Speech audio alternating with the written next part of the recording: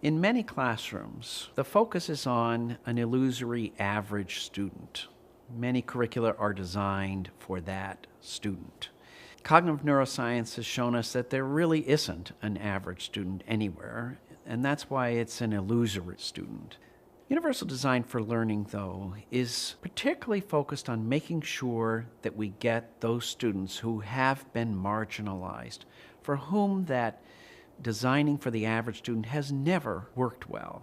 And that certainly means students who have been struggling, students for whom English is not their first language, students with disabilities. They've been typically marginalized by this illusory average curriculum.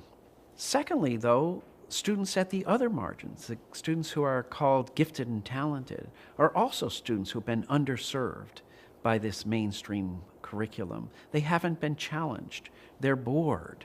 They're underserved as well. UDL is a framework based in cognitive neurosciences for designing learning experiences that work across a wide spectrum of learners. Its main purpose is to make sure that everybody is a successful learner and reaches what we call being an expert learner. That is, they know a lot, they know how to do a lot, and they love learning and want to do it more. The key to universal design for learning is that we're designing learning experiences which from the beginning are designed to be universal and to make sure everybody learns. And that design is primarily based on the power to be very flexible in allowing choices, in allowing different paths, in allowing for things to be presented in different ways so that we reach those other two things, universal and everybody learns. The three principles of universal design for learning come from careful analysis of what learning really is, and particularly the research that has been done by thousands of other researchers in cognitive science, cognitive neuroscience, neuropsychology, which have carefully looked at what comprises learning. How does learning really work? And what are its differences among individual learners?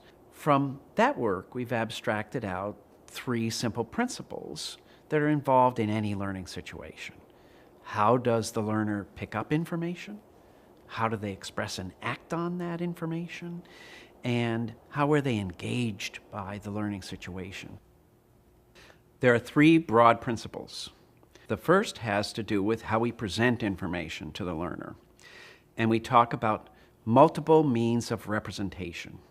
As it turns out, there's no one way that we can present information so to be successful for everyone to learn it. So we talk about multiple means of representation.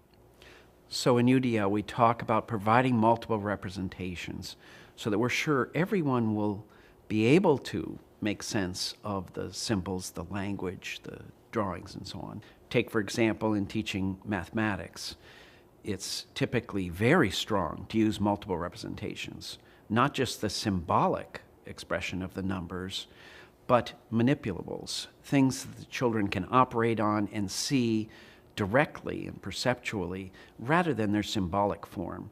So that's a great example of providing multiple representation, both the symbolic number and a physical manipulative.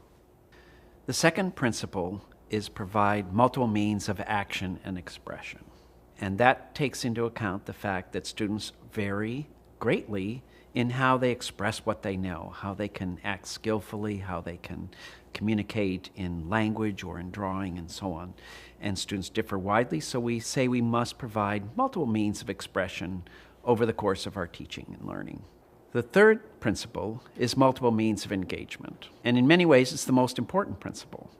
If we don't engage students in learning, don't make it important to them, make them motivated for it, then none of the other forms of representation or expression will be that important. Within universal design for learning, when we look at a curriculum, we think of four main components, and each of them need to be universally designed. The first component is, what are its goals? How do we translate standards into things that are important to do in the classroom? Secondly, What are the materials that are going to be in that classroom? Everything from a chalkboard to a textbook to a workbook to something on the wall. Are these materials key to learning? And if so, are they universally designed for learning? Third, the methods. How does the teacher go about teaching when she or he is working at helping students learn?